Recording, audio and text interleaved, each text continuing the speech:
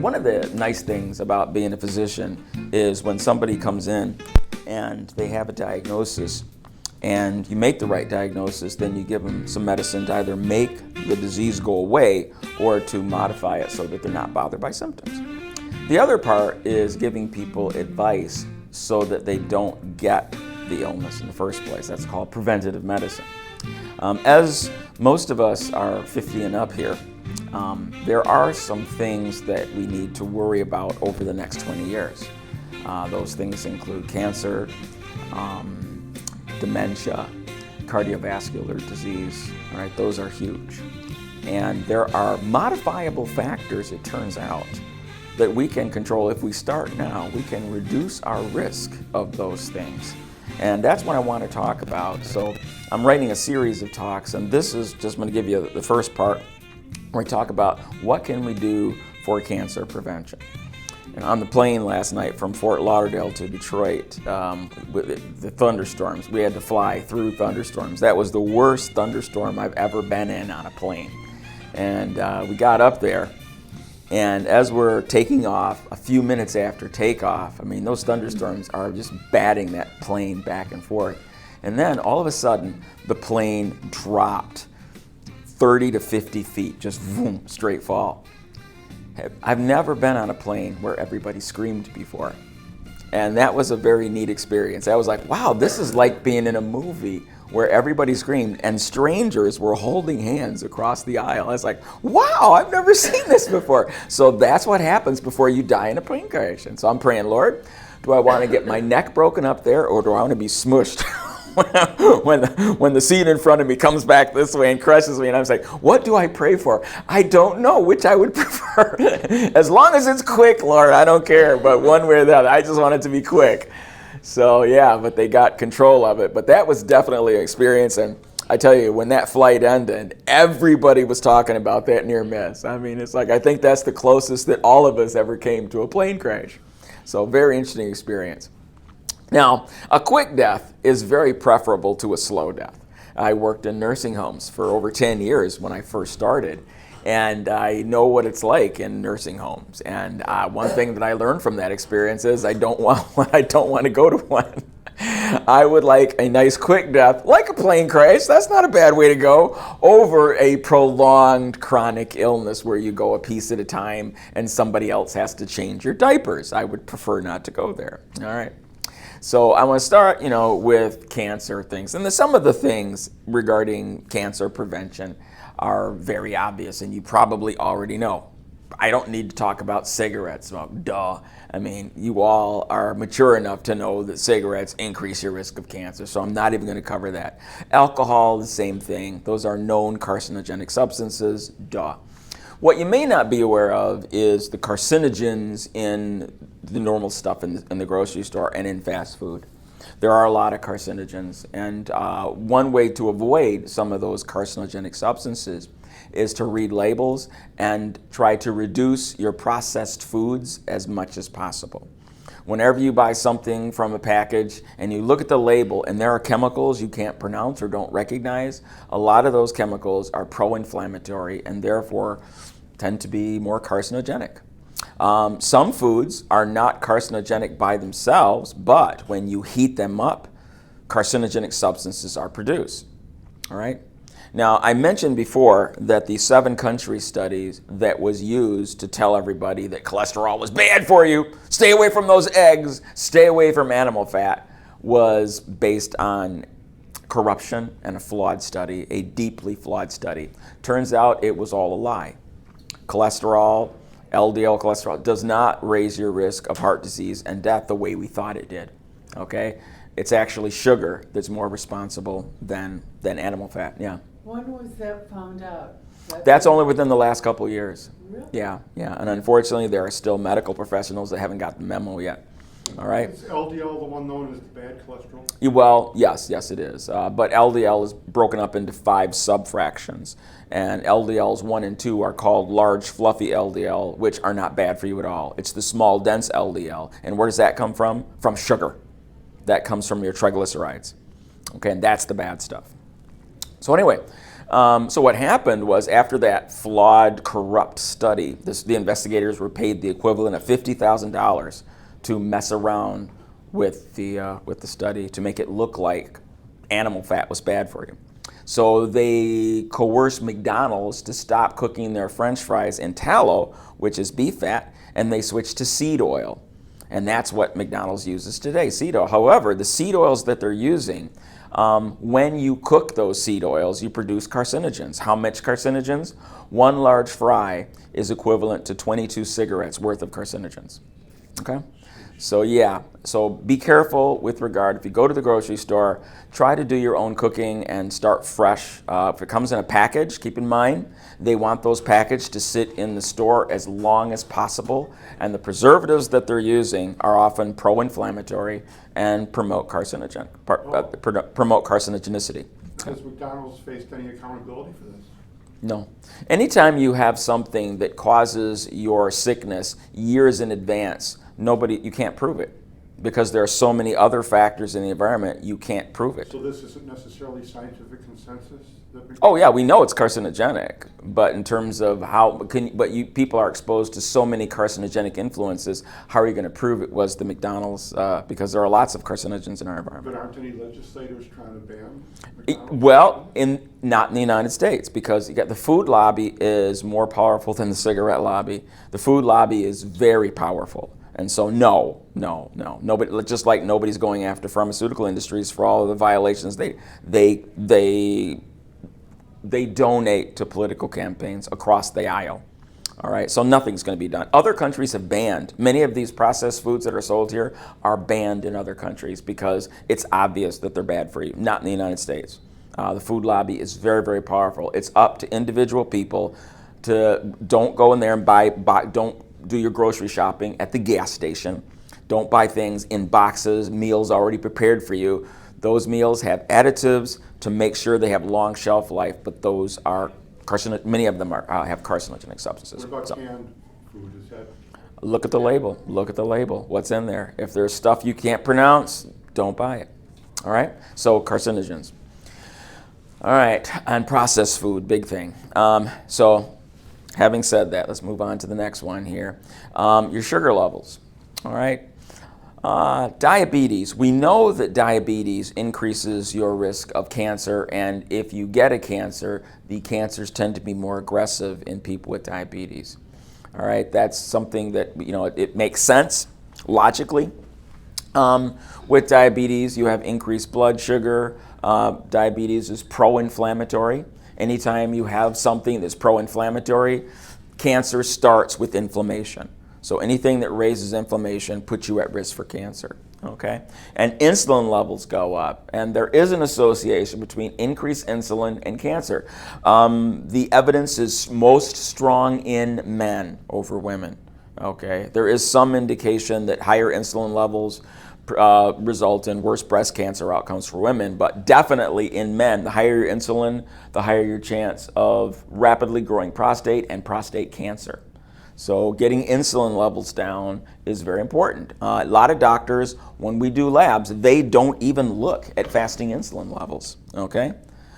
So that's a problem. We got all these studies looking at cancer risk. And here's the one on prostate cancer, which I found most interesting because we have fasting insulin levels. This is in picomoles, and so that's not usually, in Europe they use picomoles, we use like micromoles here. So anyway, that's in American terms, that's a mean value in the normal people of 7.8 or less. So what I tell people is you want, it might be a little arbitrary, but based on the studies that we do have, I consider 8 to be your safety cutoff point. Because if you look at the people with the prostate cancer, their fasting insulin levels were 9 and above. All right, but their mean was around 9, so it was higher. So I'm extrapolating here. We don't have enough studies to say what is absolutely the safe range. And so what I do an insulin level on patients, what I'm looking for, I want to get them to 8 and below. That's our target. The closer we get to that, the better. Yeah. Are you talking about their A1C? No. A1C, by the time your A1Cs are elevated, you're well on your way to diabetes. All right? No, fasting insulin is far more sensitive. A1C, if you look at the fasting insulin level, that will tell you where you are headed way before it shows up on your A1C. So that's why I really, because I talk to a lot of doctors. I mean, that's my other job, is doing presentations for physicians and other healthcare workers. And what I'm trying to get them to do is, please, you people, you need to start getting fasting insulin levels. An A1C alone and a lipid profile alone, that is what we did 20, 30 years ago. Okay, let's get up to date. We know that fasting insulin is a more sensitive test for sugar problems, so let's start using it. So we want to get people to 8 or less, and if we find somebody comes in, and a lot of Americans come in and the fasting insulin levels are over 20, this is epidemic. It's epidemic, and so we eat a lot. We eat carbs like every 2 hours, the average person, and their insulin levels keep spiking and spiking. So we need to get that down if you want to reduce the risk of certain cancers. Insulin is like fertilizer for any cell. And so in the face of insulin, that cell wants to make babies and copy itself. Insulin makes cells grow, including cancer cells. You don't want to fertilize your cancer cells. So keeping those insulin levels down by having a more ketogenic diet. It doesn't have to be an absolute ketogenic. Ketogenic diets are like where you're only having like 11, 12 grams of sugar a day. That's difficult. But if you can just get the carb load down, that's better than the standard American, and stay away from the sweets, the snacks, which really mess us up. Okay? So it's nice to have a fasting insulin level when you have your labs done, because that gives you a baseline. Where are we right now? So if I'm at 18, well, I know I've got some work to do. I need to really start cutting those carbs out of my diet if I want to reduce my risk of cancer from hyperinsulinemia. Okay, so that's another thing. So you don't care about the blood sugar being between 80 and 120. That makes sense. The fasting blood sugar, that's okay, but that's, again, by the time that shows a problem, we're already into the weeds. So that tells you, yes, I care about everything. So I do want to know those numbers, okay, because those are important numbers. But in order to gauge how well the patient is doing, the fasting insulin level, to me, is more important than the hemoglobin A1C. They'll usually go with each other, though. As the hemoglobin A1C one goes down, the fasting insulin levels go down. But there are people with normal A1Cs with elevated insulin levels. Those are the people you can catch, because if you wait until hemoglobin A1C goes up, they're already in bad shape. So get them before they're in bad shape. All right? And that, because what the elevated insulin levels tells you, you have habits that are putting you at risk for cancer. Now, it also, in the future lectures that we talk about, also put you at risk for things like dementia and cardiovascular disease as well. But that's another chapter. Okay, right now we're just talking about cancer. Okay. Now, cancer, I'm giving you pretty cutting edge material. So it's not standard of care yet. I'm just looking at the review articles and seeing where things are headed. And so I'm trying to stay ahead and says, okay, what will probably be standard of care in the future? Because by the time that becomes standard of care, many of us will be dead, because medicine moves very slowly. So I was saying, how can we use what the science is showing today so that we don't have to deal with this stuff in a few years? Okay? So exercise. Now, how does exercise reduce your risk of cancer? Well, one thing that we're coming to understand is that in cancer cells, almost across the board, there's something unique about the cancer cell. Yeah, they tend to divide pretty rapidly, but a lot of cells do that. What is unique is the mitochondria of cancer cells are damaged. The mitochondria are inside the cell, and they produce energy. They take the electrons from your food and they make water, and they take ADP and make ATP. So you're making water and ATP. That's this red pathway is what normally happens inside of a mitochondria.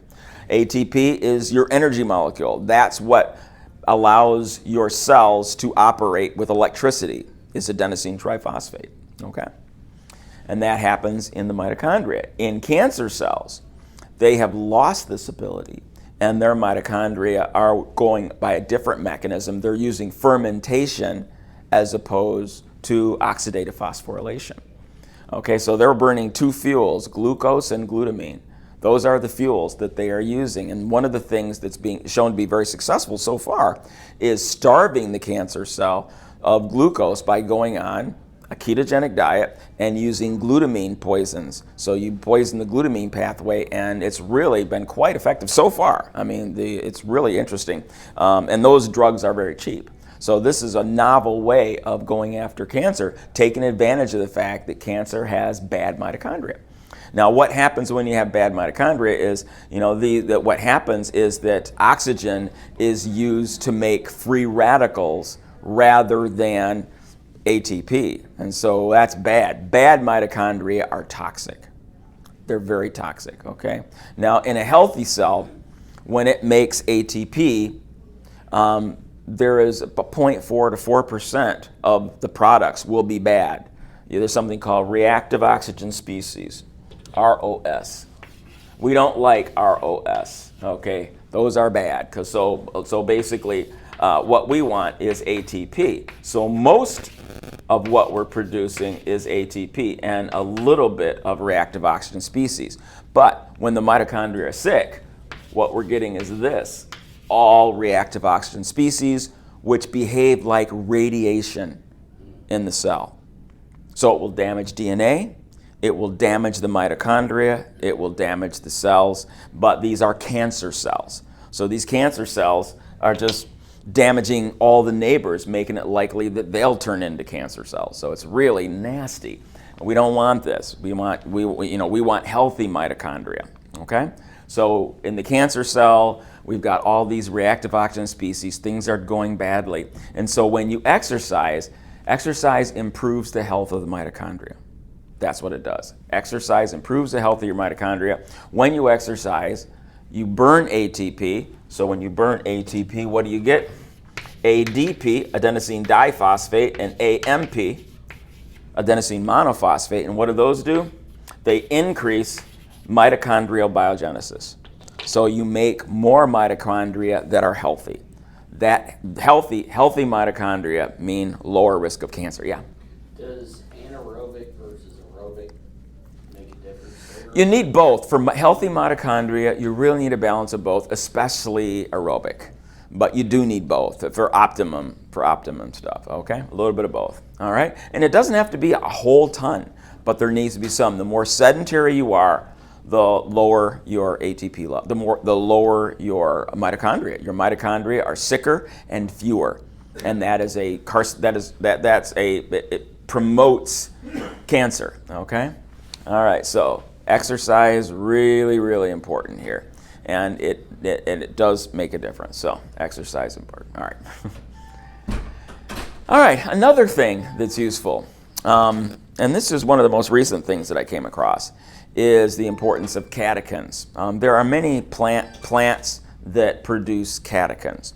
Catechins are substances that do several things. These are polyphenols, a kind of polyphenol. I mean, familiar with polyphenols in blueberries and chokeberries and all kinds of, any colored berry has polyphenols in it, right?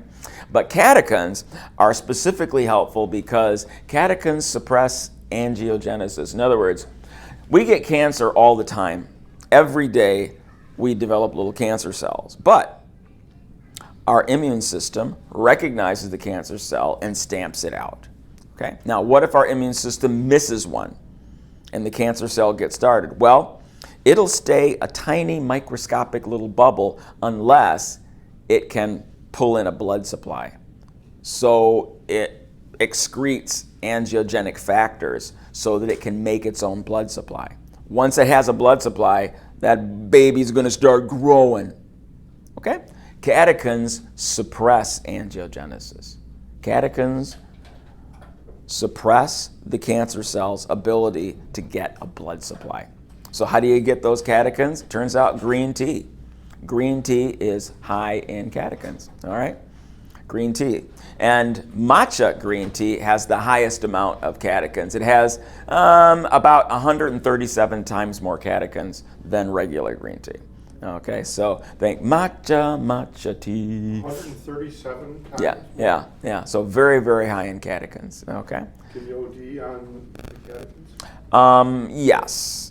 So don't, 1 or 2 cups a day. Yeah, I don't know what I haven't looked it up, but be careful of oxalates. And so I don't know what the oxalate load is in matcha tea. So until I look it up, I'm not going to say. So I'm going to say, once I know that, I can tell you if you can OD or not.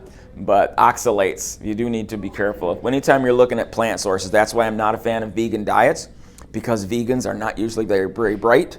Okay, if they were bright, they wouldn't be vegan. Okay, but the plants don't want to be eaten. They don't want to be eaten. They can't run away, so they produce toxins. So if some animal comes along and wants to pig out, they get even by poisoning you. So when you're using a lot of plants in your diet, you need to be very careful. You need to know what's in that plant, because there are some really toxic things when you eat high amounts of things like that can really get you. You don't have that problem with meat products, but with plant products, you really need to know what you're doing. Yeah.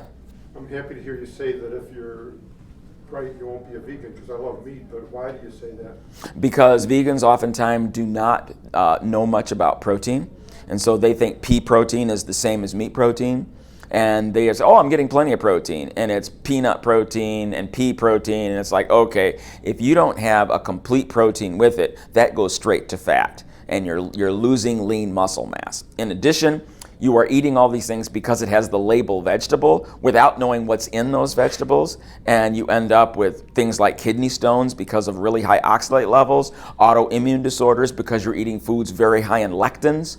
All right, and so they just know, I just want plants because I love animals. It's like, we're not built for plants only. We're animals. Okay, and so if you're going to go that route, you can do that, but you better know your biochemistry. You better know something about food chemistry and what makes a complete protein. Do people that become vegetarians for the reason of making the planet sustainable, are they doing that at all? Is it helping? Well, some people might. Is it helping? Please. No, I'm pretty sure the answer is no to that. Yeah. All right, so that's my thing on cancer prevention. So watch you want to exercise, you want to include catechins in your diet, watch your sugar, and processed foods. Those are some So those are some things to think about, because they can significantly lower your risk of future cancer. All right. All right, and with that, we're ready to move into today's chapter. Any questions on those, guys?